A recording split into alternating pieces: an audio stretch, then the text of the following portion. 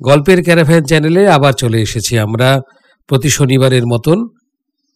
শুনছিলাম শরদিন্দু বন্দ্যোপাধ্যায়ের বহু যুগের ওপার হতে উপন্যাসটি। আজ এই উপন্যাসের শেষ পর্ব। সেনজিতের বিশ্রাম গৃহ। রাজা একাকী কক্ষের এ প্রান্ত হইতে ও প্রান্ত পর্যন্ত পাদচারণ করিতেছেন। তাহার অশান্ত মুখে অন্তর্দ্বন্দ্বের ছবি প্রতিফলিত।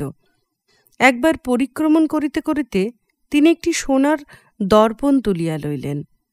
নিজের বক্ষস্থলে পাখির নখাঙ্কিত আঁচড়গুলি দেখিলেন, তারপর দর্পণ রাখিয়া দিলেন। আরও কিছুক্ষণ পরিক্রমণ করিবার পর তাহার মনে হইল বদ্ধ ঘরে নিঃশ্বাস রোধ হইয়া আসিতেছে। তিনি একটি গবাক্ষ উন্মোচন করিয়া বাহিরে দৃষ্টি নিক্ষেপ করিলেন। দেখিলেন অদূরে বলভির উপর কপট মিথুন প্রণয়লীলায় নিমগ্ন, চঞ্চু চুম্বনের অবসরে কূজন করিতেছে। সেনজিৎ আবার গবাক্ষ বন্ধ করিলেন। অন্তঃপুরে উল্কার শয়নকক্ষ, বাতায়ন বন্ধ, তাই কক্ষটি ঈষৎ অন্ধকার। উল্কা উপাধানে মুখ গুঁজিয়া শয্যায় শুইয়া আছে। বাসবী দ্বারের কাছে আসিয়া দাঁড়াইল, তাহার পিছনে অন্য সখীগণ। সকলের চোখে মুখে উৎকণ্ঠা। তাহারা নিঃশব্দে কক্ষে প্রবেশ করিয়া শয্যা পাশে দাঁড়াইল। বাসবী কুণ্ঠিত স্বরে বলিল, প্রিয় সখী, কি হয়েছে? উল্কা তড়িৎ বেগে উঠিয়া বসিল। তাহার চক্ষু রক্তবর্ণ, মুখ ক্রোধে বিকৃত। সে তীব্র স্বরে বলিল, কি কি চাও তোমরা? যাও আমার সম্মুখ থেকে, যাও। সখীরা উল্কার মূর্তি দেখিয়া পিছু হটিল। উল্কা আবার শুইয়া পড়িল এবং উপাধানে মুখ ঢাকিল। সখীরা শঙ্কিত মুখে পা টিপিয়া টিপিয়া বাহিরে গেল। কিছুক্ষণ পরে উল্কা আবার উঠিয়া বসিল, মুখের উপর হইতে স্খলিত কুন্তল সরাইয়া জ্বরাক্রান্ত চোখে শূন্যে চাহিয়া রহিল। তারপর শয্যা হইতে নামিল। কক্ষের একটি প্রাচীরে অস্ত্রশাস্ত্র সজ্জিত ছিল, চর্ম, অসি, ছুরিকা ইত্যাদি। উল্কা সেইখানে গিয়া দাঁড়াইল। কিছুক্ষণ অস্ত্রগুলি নিরীক্ষণ করিয়া ছুরিকাটি হাতে তুলিয়া লইল। তীক্ষ্ণাগ্র শলাকার ন্যায় ছুরি। উল্কা তাহা দৃঢ় মুষ্টিতে ধরিয়া বাম করতলের উপর তাহার তীক্ষ্ণতা পরীক্ষা করিল। উল্কার কঠিন মুখ আরও কঠিন হইয়া উঠিল। সে ঘাড় ফিরাইয়া পাশের দিকে চাহিল। পাশের দেওয়ালে কয়েকটি বাদ্যযন্ত্র রহিয়াছে, বীণা, বংশী, মৃদঙ্গ। উল্কা সেখানে গিয়া দাঁড়াইল। বীণার তন্ত্রীতে মৃদু অঙ্গুলির আঘাত করিল। তন্ত্রীর ঝঙ্কার শুনিয়া তাহার কঠিন মুখ একটু কোমল হইল। অধরে তিক্ত তীক্ষ্ণ হাসি ফুটিল। সে ডাকিল, বাসবী। বাসবী সাগ্রহ সশঙ্ক মুখে প্রবেশ করিল। প্রিয় সখী। উল্কা বাসবীকে জড়াইয়া ধরিল। বাসবী গলিয়া গেল। উল্কা বলিল, তোরা আমার উপর রাগ করিসনি? বাসবী বলিল, না না না না না, কিন্তু কি হয়েছে প্রিয় সখী? মহারাজ কি? কিছু হয়নি। বসন্ত পূর্ণিমা কবে জানিস? বসন্ত পূর্ণিমা? সে তো আর 3 দিন আছে, কঞ্চুকি মশাই বলেছিলেন। উল্কা নিজ মনে বলিল, 3 দিন যথেষ্ট। কি বলছো?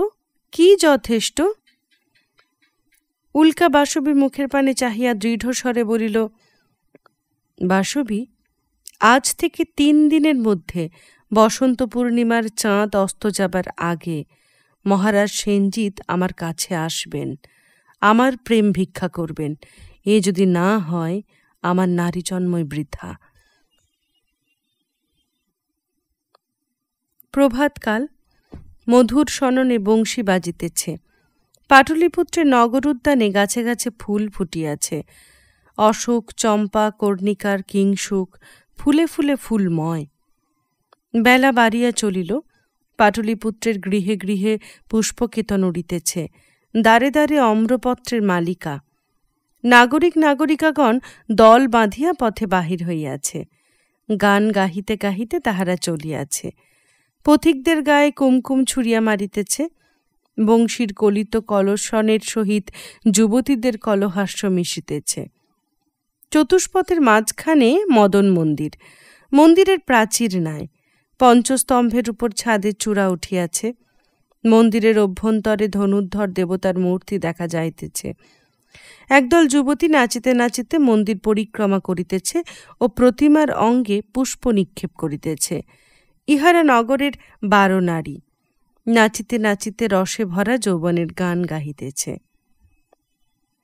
সেনজিতের শয়নকক্ষ। রাজা পালঙ্কে শুইয়া ঘুমাইতেছেন। সহসা বাতায়নের বাহিরে বাদ্যযন্ত্র ও সঙ্গীতের কর্ণবিদারী শব্দ উত্থিত হইল। রাজার ঘুম ভাঙিয়া গেল। তিনি বিরক্ত মুখে শয্যায় উঠিয়া বসিয়া ডাকিলেন, অভিজিৎ! রাজার সন্নিধাতা অভিজিৎ প্রবেশ করিল। তাহার বেশবাস উৎসবের উপযোগী, কর্ণে কুণ্ডল, বাহুতে অঙ্গদ, গলায় ফুলের মালা, পরিধানে পট্টাম্বর ও উত্তরীয়। সে প্রবেশ করিতে রাজা রুক্ষস্বরে বলিলেন, এ কি, এত শব্দ কিসের? সন্নিধাতা বলিল, আয়ুষ্মান, আজ দোল পূর্ণিমা, মদন উৎসব। রাজা শয্যা হইতে অবতরণ করিলেন, বলিলেন, মদন উৎসব? তা এত গণ্ডগোল কেন? সন্নিধাতার মুখে বিস্ময়ের ভাব ফুটিয়া উঠিল।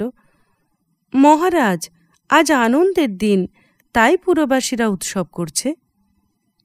সেনজিৎ বাতায়ন খুলিয়া বাহিরে চাহিলেন, আবার তৎক্ষণাৎ বন্ধ করিলেন। উৎসব? কিসের জন্য উৎসব? যাও, এক্ষুনি বন্ধ করে দাও, মদন উৎসব হবে না। সন্নিধাতা বুদ্ধিভ্রষ্টের মতো বলিল, মদন উৎসব হবে না? কিন্তু মহারাজ। সেনজিৎ দৃঢ়স্বরে বলিলেন, আমার আদেশ, মদন উৎসব বন্ধ থাকবে। যাও, নগরে ঘোষণা করে দাও। দাঁড়িয়ে দেখছ কি? যাও। যথাজ্ঞা মহারাজ। হতভম্ব অভিজিৎ প্রস্থান করিল। রাজপ্রাসাদের অঙ্গনে পুরীর দাসদাসীরা অভিনব বেশে সজ্জিত হইয়া উৎসবে মাতিয়াছে। যুবতী দাসীরা কোমরে কাপড় জড়াইয়া কাঁখে কলস লইয়া নাচিতেছে। ভৃত্যেরা শিঙা, বাঁশি, ঢোল বাজাইতেছে। যবনী প্রতিহারেরাও স্বদেশের পোশাক পরিয়া যোগ দিয়াছে। উদ্দাম উৎসব আরম্ভ হইয়া গিয়াছে। অবরোধের একটি অলিন্দ উল্কা বাতায়নে দাঁড়াইয়া রাজপ্রাসাদের দিকে চাহিয়া আছে। প্রাসাদ অঙ্গন হইতে বাদ্যযন্ত্রের নিনাদ আসিতেছে। উল্কার চোখে মুখে অসহ্য উৎকণ্ঠা। বাসবী আসিয়া উল্কার পাশে দাঁড়াইল। কিছুক্ষণ নীরব থাকিয়া বাসবী কুণ্ঠা জড়িত স্বরে বলিল, প্রিয় সখী, মহারাজ তো আজও এলেন না। উল্কা অধর দংশন করিয়া বলিলেন, না। সহসা বাদ্যযন্ত্রের শব্দ থামিয়া গেল। উল্কা ও বাসবী বিস্মিতভাবে পরস্পরের পানে চাহিলেন। রাজপ্রাসাদের অঙ্গনে দাসদাসীরা নৃত্যগীত বন্ধ করিয়া অবাক বিস্ময়ে রাজসন্নিধাতা অভিজিতের পানে চাহিয়া আছে। অবশেষে এক দাসী স্খলিত স্বরে প্রশ্ন করিল, মদন উৎসব বন্ধ থাকবে? সন্নিধাতা সক্ষোভে বলিল, মহারাজের আদেশ। অবরোধের অলিন্দে উল্কা ও বাসবী পূর্ববৎ দাঁড়াইয়া আছে। কুঞ্চকী কুণ্ঠিত মুখে প্রবেশ করিল। বাসবী বলিল, কুঞ্চকী মহাশয়, গীতবাদ্য বন্ধ হয়ে গেল যে। কুঞ্চকী হতাশভাবে 2 হস্ত প্রসারিত করিল। মহারাজ আদেশ দিয়েছেন, মদন উৎসব হবে না। চারিদিক নিস্তব্ধ, কোথাও গীতবাদ্যের শব্দ নাই। সেনজিৎ আপন বিশ্রামগৃহে একাকী বসিয়া আছেন। তাহার ললাট ভ্রুবদ্ধ। তিনি 2 হাতে একটি ফুলের পাপড়ি ছিঁড়িতেছেন। বটুকভট্ট আসিয়া রাজার কাছে বসিলেন। জয়স্তু মহারাজ। সেনজিৎ হাস্যহীন মুখে বটুকভট্টকে নিরীক্ষণ করিলেন। স্বস্তি। শুনলাম তুমি দোল পূর্ণিমার নৃত্যগীত আনন্দ উৎসব বন্ধ করে দিয়েছ। তা বেশ করেছ, ভালো করেছ, উত্তম কাজ করেছ। সেনজিতের দৃষ্টি সন্দিগ্ধ হইয়া উঠিল। তিনি বলিলেন, এইসব অর্থহীন উৎসব আমার ভালো লাগে না। বটুকভট্ট মুন্ডু নাড়িয়া বলিলেন, বটেই তো, কেন ভালো লাগবে? বরং তোমার যখন ভালো লাগে না, তখন প্রজাদেরই বা কেন ভালো লাগবে? কোন স্পর্ধায় তারা উৎসব করবে? বটুক ভট্টের ব্যঙ্গ বুঝিতে পারিয়া সেনজিৎ আরও ক্রুদ্ধ হইয়া উঠিলেন, কিন্তু ক্রোধ সংবরণ করিয়া বলিলেন, কি বলতে চাও তুমি? কিছু না বয়স, বছরের মধ্যেই একদিন উৎসব, যেদিন ধনী দরিদ্র বালক বৃদ্ধ একসঙ্গে আনন্দে মেতে ওঠে। কিন্তু তুমি যখন নিষেধ করেছ তখন সকলেই নীরব থাকবে। কেবল কেবল কেবল তোমার পক্ষে শালার পাখিগুলো অকারণে বড় কিচিরমিচির করছে। যদি অনুমতি দাও, এক্ষুনি গিয়ে তাদের গলা টিপে নীরব করে দিয়ে আসতে পারি। সেনজিৎ কিছুক্ষণ নত মুখে রহিলেন, তারপর ব্যথা ক্লিষ্ট মুখ তুলিলেন। বটুক, তোমার কথাই সত্য, কিন্তু বয়স, আমার বুকের জ্বালা যদি বুঝতে। বটুক ভট্ট গাঢ় স্বরে বলিলেন, আমি সব বুঝি বয়স, কিন্তু তুমি মিছে কষ্ট পাচ্ছ। যাক, সন্নিধাতাকে ডাকো। ডাকিতে হইল না। সন্নিধাতা অভিজিৎ নিজেই প্রবেশ করিল। দেখা গেল তাহার পশ্চাতে পুরীর দাস দাসী দ্বারের কাছে আসিয়া দাঁড়াইয়াছে। সন্নিধাতা করজোরে বলিল, আজ্ঞা করুন আর্য। সেনজিৎ ঈষৎ লজ্জিতভাবে বলিলেন, আমার আদেশ প্রত্যাহার করছি, যাও সকলে উৎসব করো গিয়ে।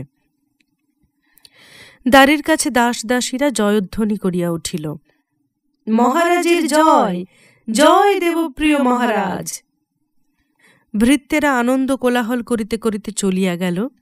বটুক ভট্ট বলিলেন, বয়স, আশীর্বাদ করি, কন্দর্পদেব তোমার প্রতি প্রসন্ন হন।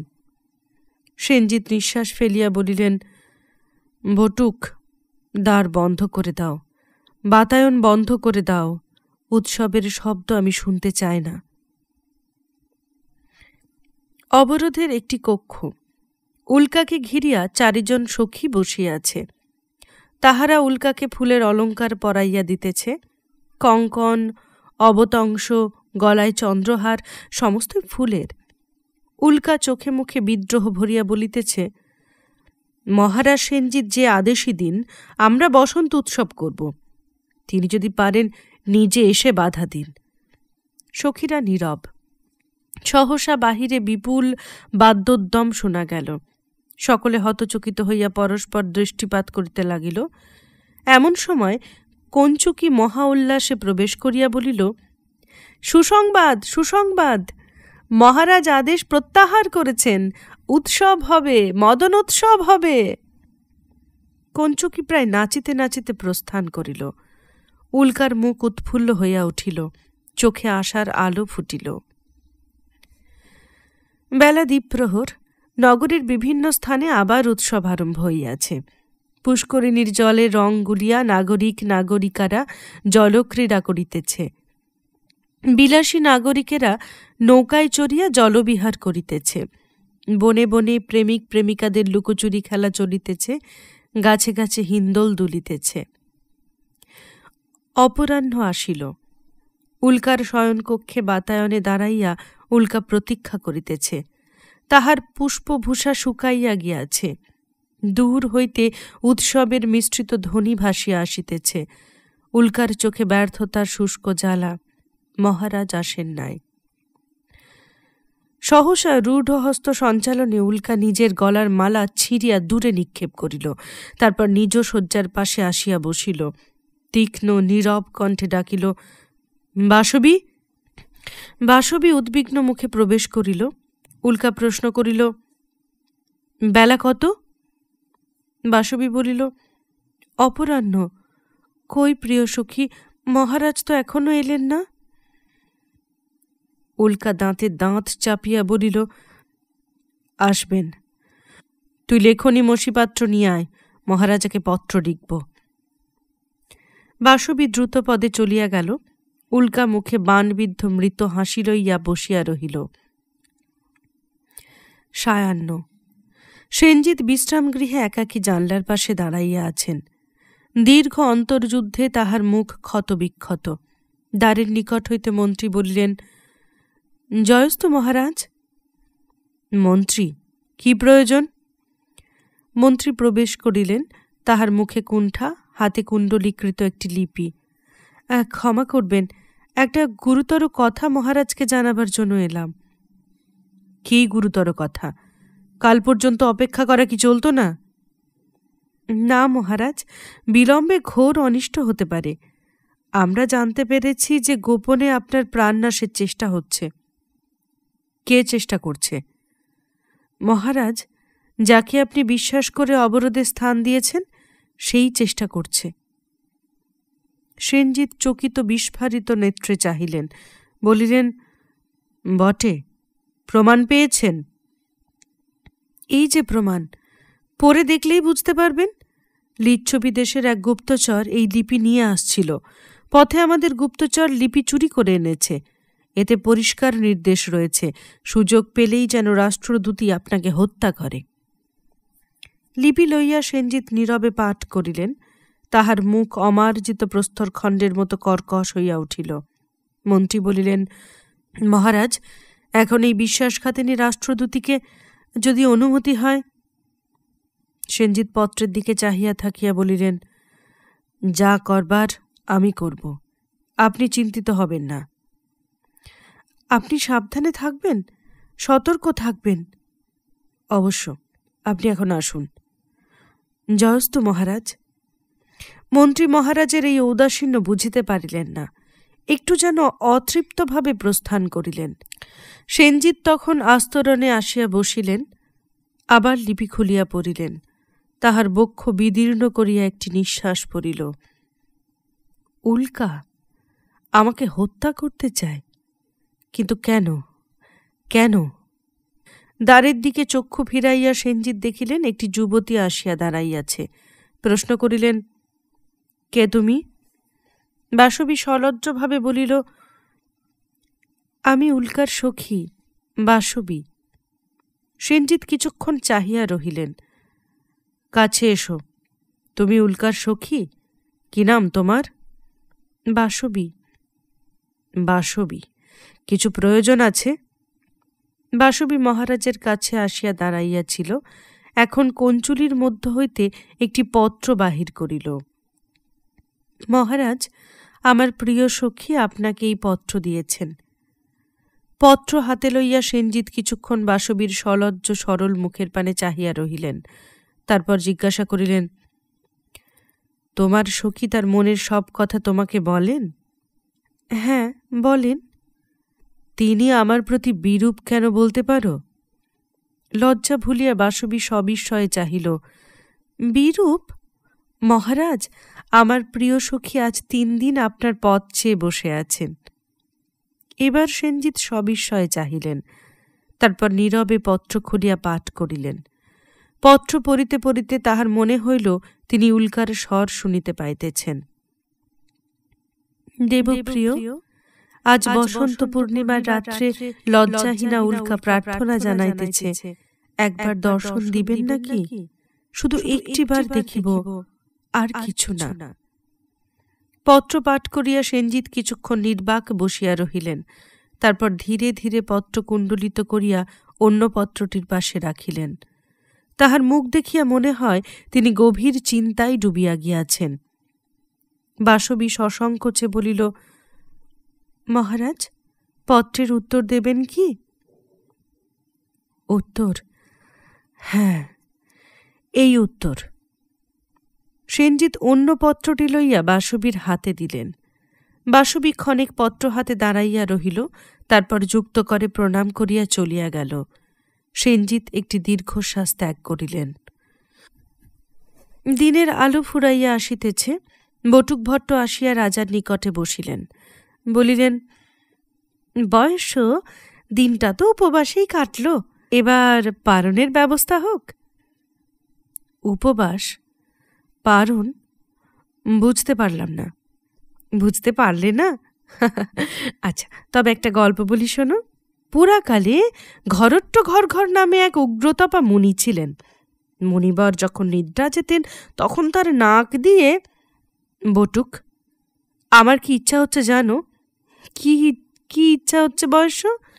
তোমাকে শুলে দিতে ইচ্ছা হচ্ছে। বটুকভট্ট লাফাইয়া উঠিয়া দ্বারের দিকে চলিলেন। বয়স, ও ইচ্ছা দমন করো, আমি বিছানায় শুয়ে শুয়ে মরতে চাই। বটুক নিষ্ক্রান্ত হইলেন। সেনজিৎ অবিচলিত মুখে বসিয়া রহিলেন। গভীর রাত্রি, পূর্ণিমার চাঁদ প্রায় মধ্যাকাশে। অবরোধের সরোবর তীরে শুভ্র সোপান শ্রেণীর এক পাশে উল্কা বসিয়া আছে। তাহার পরিধানে শুভ্র বেশ, দেহ অলঙ্কার নাই, একটিমাত্র বেণী অংশের উপর দিয়া বুকের মাঝখানে লম্বিত হইয়া আছে। উল্কার হাতে বীণা, সে খেদ বিগলিত মৃদুকণ্ঠে গান গাহিতেছে, ফাগুন রাতি পোহায় তুমি এলে না। সেনজিতের বিশ্রাম কক্ষ, চতুষ্কোণে দ্বীপ জ্বলিতেছে, মুক্ত বাতায়ন পথে জ্যোৎস্নাপ্লাবিত বহির্দৃশ্য দেখা যাইতেছে। সেনজিৎ বাতায়নের পাশে দাঁড়াইয়া আছেন। উল্কার গান মধ্যরাত্রির নিস্তব্ধ বাতাসে ভাসিয়া আসিতেছে, চাঁদ মাথা নোয়ায় তুমি এলে না। সহসা সেনজিৎ বাতায়ন হইতে ফিরিলেন। প্রাচীর গাত্রে একটি কোষবদ্ধ ক্ষুদ্র ছুরিকা ঝুলিতেছিল, তাহা লইয়া নিজের কটিবন্ধে বাঁধিলেন। তারপর ঘর হইতে নিষ্ক্রান্ত হইলেন। তাহার অন্তর্দ্বন্দ্ব শেষ হইয়াছে। সরোবরের ঘাটে উল্কা গান গাহিতেছে, তাহার দেহ মন যেন ভাঙিয়া পড়িয়াছে, তুমি এলে না, তুমি এলে না। হঠাৎ সেনজিতের স্বর শুনিয়া উল্কা চমকিয়া উঠিল। উল্কা, উল্কা। দীর্ঘ পদক্ষেপে সেনজিৎ আসিতেছেন। উল্কার কোর হইতে বীণা পড়িয়া গেল। সে উদ্ভাসিত মুখে উঠিয়া দাঁড়াইল। দেবপ্রিয়। সেনজিৎ আসিয়া উল্কার হাত ধরিলেন, আবেগরুদ্ধ স্বরে বলিলেন, উল্কা, আমি এসেছি, আর পারলাম না, নিজের সঙ্গে যুদ্ধ করে আর পারলাম না। উল্কার কণ্ঠে গুঞ্জরণ উঠিল, প্রিয়, প্রিয়তম। উল্কা, মায়াবিনী, এ তুমি আমার কি করেছ? আমার রক্তের সঙ্গে তুমি মিশে গেছ, আমার বুকের স্পন্দনে তোমার নাম ধ্বনিত হচ্ছে, তুমি শুনতে পাচ্ছ না? এই শোনো। সেনজিৎ উল্কার মস্তক নিজ বক্ষে চাপিয়া ধরিলেন। কিছুক্ষণ উভয় এইভাবে জগৎ সংসার ভুলিয়া রহিলেন। উল্কার চক্ষু আপনি মুদিয়া গিয়াছিল, সে ধীরে ধীরে চক্ষু মেলিল। একটি হাত সেনজিতের কোটির উপর ন্যস্ত হইয়াছিল, সেখানে কোষবদ্ধ ছুরিকার অস্তিত্ব সে অনুভব করিল। সে মাথা তুলিয়া অস্ফুট স্বরে বলিল, এ কি? সেনজিৎ আত্মস্থ হইলেন। কোটি হইতে নিষ্কষিত ছুরিকা বাহির করিয়া উল্কার হাতে দিলেন। হ্যাঁ, ভুলে গিয়েছিলাম, তুমি নাকি আমাকে হত্যা করতেই মগধে এসেছ। এ নাও, তোমার কাজ শেষ করো। উল্কা ছুরিকা লইয়া দূরে নিক্ষেপ করিল। প্রিয়তম, এ উল্কা আর সে উল্কা নেই, সে উল্কা মরিয়া গিয়াছে। আমি কে তা আমি নিজেই জানি না। প্রিয়তম, তুমি বলে দাও। সেনজিৎ উল্কাকে আবার বাহুবদ্ধ করিলেন। উল্কা, তুমি মগধের পট্ট মহাদেবী। সহসা মাথার উপর একটি পেচক কর্কশ চিৎকার করিয়া উড়িয়া গেল। চমকিয়া উল্কা ঊর্ধ্বে চাহিল, তাহার স্বপ্নাচ্ছন্নতা কাটিয়া গেল। বজ্র নির্ঘোষের মতো তাহার কর্ণে ধ্বনিত হইল, তুমি বিষকন্যা। সে যন্ত্রবৎ উচ্চারণ করিল, পট্ট মহাদেবী, মগধের পট্ট মহাদেবী। সেনজিতের মুখের পানে চক্ষু তুলিয়া উল্কা দেখিল, তিনি মৃদু মৃদু হাসিতেছেন। উল্কার চোখে ধীরে ধীরে ভয়ের ব্যঞ্জনা পরিস্ফুট হইয়া উঠিল। তারপর সে সেনজিতের বুকের উপর দুই হাত রাখিয়া সত্রাসে পিছু হটিয়া গেল। না না না না না না না। সেনজিৎ ঈষৎ বিস্ময়ে উল্কার দিকে অগ্রসর হইলেন। উল্কা আবার পিছাইয়া গেল। আর্তস্বরে বলিল, না না রাজাধিরাজ, তুমি আমার কাছে এসো না। সেনজিৎ দুই বাহু প্রসারিত করিয়া ভৎসনার কণ্ঠে কহিলেন, ছি উল্কা, এ কি ছলনার সময়? উল্কা এবার দেহ ও মুখের ভাব কঠিন করিয়া বলিল, মহারাজ, আপনি ভুল বুঝেছেন, আমি আপনাকে ভালোবাসি না। সেনজিৎ বলিলেন, আর মিথ্যে কথায় ভোলাতে পারবে না আমায়, এসো, কাছে এসো। উল্কা ব্যাকুল স্বরে বলিয়া উঠিল, না না প্রিয়তম, তুমি জানো না, তুমি জানো না। কাঁদিতে কাঁদিতে উল্কা বাড়ির দিকে ছুটিয়া চলিয়া গেল। সেনজিৎ ক্ষণিক বিমূঢ় হইয়া রহিলেন, তারপর উল্কার অনুসরণ করিলেন। অন্তঃপুর গৃহের দ্বার। উল্কা ছুটিতে ছুটিতে দ্বারপথে প্রবেশ করিয়া অদৃশ্য হইয়া গেল। অল্পক্ষণ পরে সেনজিৎ দৌড়িতে দৌড়িতে সেই পথে অন্তঃপুরে প্রবেশ করিল। উল্কা! উল্কার শয়নকক্ষের দ্বার। উল্কা প্রবেশ করিয়া সশব্দে দ্বার বন্ধ করিয়া দিল। তাহার মুখ অশ্রুসিক্ত। সেনজিৎ আসিয়া দ্বার ঠেলিলেন, দ্বার খুলিল না। উল্কা! কক্ষের ভিতর উল্কা কবাটে গণ্ড রাখিয়া দাঁড়াইয়া আছে। তাহার চক্ষু দিয়া অনর্গল অশ্রু ঝরিতেছে। সে বলিল, রাজাধিরাজ, বিস্তীর্ণ পৃথিবীতে আপনার যোগ্য নারীর অভাব নেই, আপনি উল্কাকে ভুলে যান। দ্বারের অপর দিক হইতে সেনজিৎ তীক্ষ্ণ স্বরে বলিলেন, হৃদয়হীনা, তবে কেন আমাকে প্রলুব্ধ করেছিলে? আর্য, বুদ্ধিহীনা নারীর প্রগলভতা ক্ষমা করুন, আপনি ফিরে যান, দয়া করুন, আমাদের মিলন অসম্ভব। কিন্তু কেন, কেন, কিসের বাধা? সে কথা বলবার নয় মহারাজ। কেন বলবার নয়? তোমাকে বলতে হবে, আমি শুনতে চাই। আচ্ছা, কাল সকালে বলবো। সেনজিৎ দ্বারের কাছে অধর আনিয়া স্নেহখরিত স্বরে বলিলেন, উল্কা, আজ এই বসন্ত পূর্ণিমার রাত্রি। না না না। ভালো, কাল সকালে বলবে? বলবো। আশাহত দীর্ঘশ্বাস ফেলিয়া সেনজিৎ চলিয়া গেলেন। উল্কা দ্বারের কাছে নতজানু হইয়া হৃদয় বিদারক কান্না কাঁদিতে লাগিল। পরদিন প্রভাত। উল্কা শয়ন ঘরের বাতায়নে দাঁড়াইয়া আছে। মনের আগুনে পুরিয়া পুরিয়া রাত্রি কাটিয়াছে। উল্কার চোখের কোলে নীলাভ ছায়া তাহার মুখখানিকে আরও সুন্দর করিয়া তুলিয়াছে। তাহার কেশ বেশ শিথিল, অর্ধশুষ্ক মালা অংশে লুটাইতেছে। সহসা বাহির হইতে একটি তীর আসিয়া বাতায়নের কাষ্ঠে বিদ্ধ হইল। উল্কা চকিতে তীর বাতায়ন হইতে টানিয়া মুক্ত করিল। দেখা গেল তীরের কাণ্ডে একটি লিপি জড়ানো রহিয়াছে। উল্কা সযত্নে লিপি উন্মোচন করিয়া পড়িল। শিবামিশ্রের লিপি। তাহাতে লেখা আছে, কন্যা, স্মরণ রাখিও, শিশুনাগ বংশকে নির্মূল করা চাই। পত্র হাতে লইয়া উল্কার মুখে একটি তিক্ত হাসির আভাস ফুটিয়া উঠিল। সে পত্রখানি ছিঁড়িয়া 2 খণ্ড করিল, তারপর 4 খণ্ড করিল। এই সময় বাসবী প্রবেশ করিল। ও কি প্রিয় সখী, কার চিঠি ছিঁড়ছ? উল্কা বলিল, বৈশালী থেকে পিতা লিখেছেন। সে পত্রের ছিন্নাংশগুলি বাতায়নের বাহিরে ফেলিয়া দিল। জানিস বাসবী, পিতা একটি ভুল করেছেন। আমার শরীরেও যে শিশুনাগ বংশের রক্ত আছে তা তার মনেই নেই। তোমার শরীরে শিশুনাগ বংশের রক্ত? উল্কা চমকিয়া আত্মসংবরণ করিল। ও না না না না না, আজ আমি কি সব বলছি তার ঠিক নেই। ঘরের যে প্রাচীরে অস্ত্রশস্ত্র টাঙানো ছিল, উল্কা সেখানে গিয়া 2 হাতে 2টি তরবারি তুলিয়া লইল।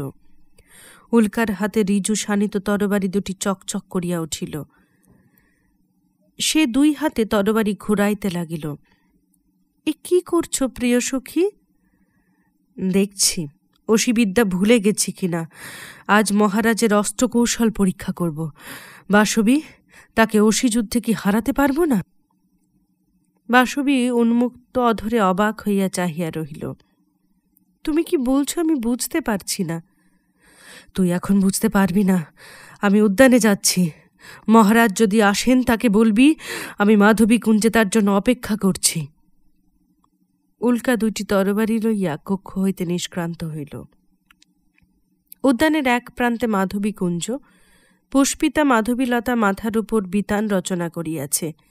বিতানতলে উল্কা এক পাশে দাঁড়াইল। তাহার 2 হাতে 2 তরবারির প্রান্তভাগ ভূমি স্পর্শ করিয়া আছে। মুখে চোখে দৃঢ় যুযুৎসা। বিতানের অপর প্রান্তে সেনজিৎ আসিয়া দাঁড়াইয়াছে। তাহার বক্ষ বাহুবদ্ধ, চোখে কোমল ভৎসনা। আজ আবার এ কি নতুন ছলনা? উল্কা চকিতে ফিরিয়া সেনজিৎকে দেখিল। তাহার মুখ কোমল হইল, আবার দৃঢ় হইল। সে বলিল, ছলনা নয়, আমাদের দুজনের মধ্যেই তরবারির ব্যবধান। অর্থাৎ অর্থাৎ অসি যুদ্ধে পরাজিত না করতে পারলে আমাকে পাবেন না। সেনজিতের বিস্মিত মুখে ঈষৎ কৌতূহলের ছায়া পড়িল। সে কি? এই আমার বংশের প্রথা। কিন্তু তুমি নারী, নারীর বিরুদ্ধে অস্ত্র ধরব কি করে? মহারাজ কি আমাকে অস্ত্রবিদ্যায় তার সমকক্ষ মনে করেন না? না না না না, তা নয়। তোমার অস্ত্রবিদ্যার পরিচয় আগেই পেয়েছি। এখনো বুক তোমার অস্ত্রাঘাতে জর্জরিত। কিন্তু উল্কা, আমি যদি যুদ্ধ না করি তাহলে আমাকে পাবেন না।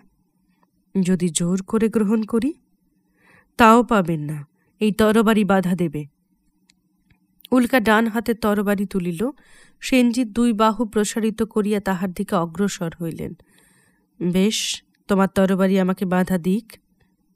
সেনজিৎ যতই কাছে আসিতে লাগিলেন, উল্কার মুখ ততই বিবর্ণ হইতে লাগিল।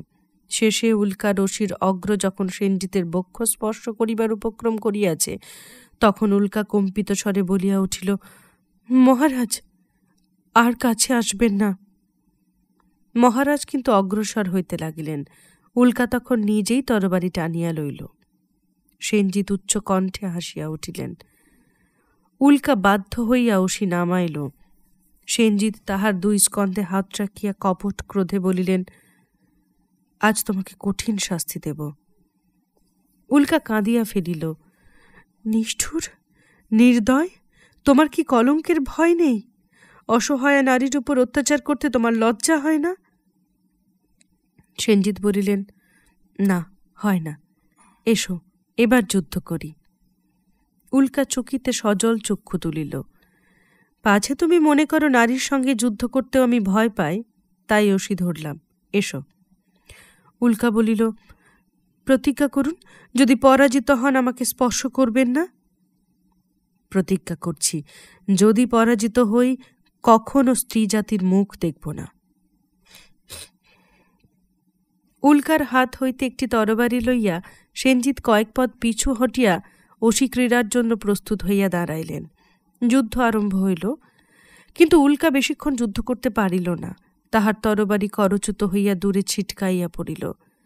সেনজিৎ নিজের তরবারি ফেলিয়া দিয়া উল্কার সম্মুখে আসিয়া দাঁড়াইলেন। এবার হয়েছে?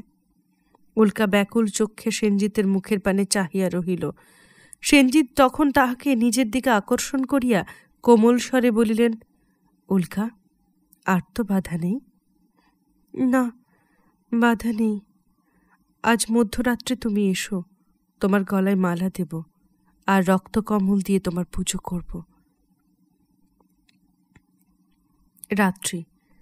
অন্তঃপুরের বৃহৎ একটি কক্ষে অসংখ্য প্রদীপ জ্বলিতেছে। চারিদিকে পুষ্পমালা পুষ্পস্তবকে সমাকীর্ণ। কক্ষের মধ্যস্থলে একটি বেদির মতো আসন, তাহাতে বধূবেশিনী উল্কা বসিয়া আছে। তাহার হাতে একগুচ্ছ রক্তকমল। চারিজন সখী তাহাকে ঘিরিয়া ঘিরিয়া নৃত্য করিতেছে ও গান গাহিতেছে। উল্কার মুখে স্বপ্নাতুর বেদনা বিধুর হাসি। সখীরা গান গাহিল, আজি উজ্জ্বল মন মন্দির সুন্দর এলো, তারে বরণ করিয়া নেল। নয়ন সলিল ধারে ভুজ বন্ধন হারে, মন মন্দির দ্বারে বরণ করিয়া নেল। মৌর মুকুট শিরে শোভে শিরে, কনক পীত চিরে ধীরে ধীরে সুন্দর এলো, তার হৃদয়ে বাড়িয়ে এলো। নৃত্যগীত শেষ হইলে দেখা গেল মহারাজ সেনজিৎ দ্বারের কাছে আসিয়া দাঁড়াইয়াছেন। তাহার অঙ্গে বর বেশ, মুখে আনন্দের উদ্ভাস। সখীরা তাহাকে দেখিয়া হাসিতে হাসিতে অন্য দ্বার দিয়া অদৃশ্য হইল। উল্কা উঠিয়া দাঁড়াইয়া স্থির আয়ত নয়নে রাজার পানে চাহিল।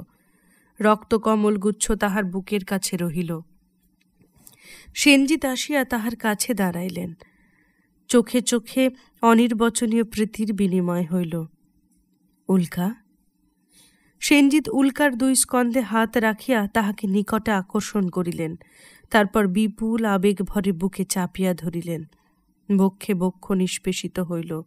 উল্কার মাথা সেনজিতের বুকের উপর এলাইয়া পড়িল। উল্কা। ঈষৎ উদ্বেগে সেনজিৎ উল্কার মুখের পানে চাহিলেন। উল্কা অর্ধ নিমীলিত নেত্রে ম্রিয়মান হাসিল। সেনজিৎ তাহাকে দুই বাহু দ্বারা বক্ষ হইতে দূরে সরাইয়া দেখিলেন রক্তকমলগুলি বুকের মাঝখান হইতে ঝরিয়া পড়িল। সেনজিৎ সভয়ে দেখিলেন শলাকার ন্যায় সূক্ষ্ম ছুরিকা উল্কার বুকে আমূল বিদ্ধ হইয়া আছে। তিনি চিৎকার করিয়া বলিলেন, উল্কা, সর্বনাশী, এ কি?